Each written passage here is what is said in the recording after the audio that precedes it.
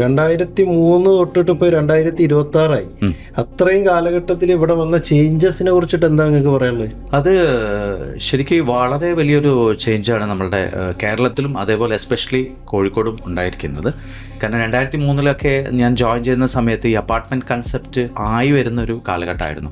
ആളുകൾക്ക് ഇതിനെപ്പറ്റി ഒരുപാട് നമ്മൾ കൺവിൻസ് ചെയ്യാൻ ഒരുപാട് ടൈം എടുക്കുമായിരുന്നു. കാരണം എല്ലാവരും അന്നൊരു കുടുംബ ഒരു വീട് എന്നൊരു കൺസെപ്റ്റിൽ ഒതുങ്ങിക്കൂടിയ ഒരു കാലഘട്ടമായിരുന്നു.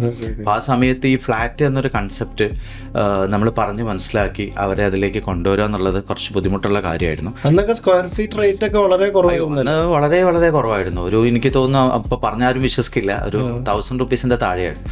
875 ആയിരുന്നു ഞാൻ ഫസ്റ്റ് അപ്പാർട്ട്മെന്റ് വിറ്റത്. എല്ലാ സമയത്തും നമ്മൾ ഈ അപ്പാർട്ട്മെന്റ് വിൽക്കുന്ന സമയത്ത് 875 വെക്കുമ്പോൾ 1500 വെക്കുമ്പോഴൊക്കെ നമ്മൾ ഇത് വാങ്ങാൻ വരുന്ന ആളുകളോട് പറയാറുണ്ട് 2 കൊല്ലം 3 കൊല്ലം കഴിയുമ്പോൾ ഇത് ഇരട്ടിയാവും എന്നൊക്കെ പറയുമ്പോൾ ആൾക്കാർ ആരും വിശ്വസിക്കൂല.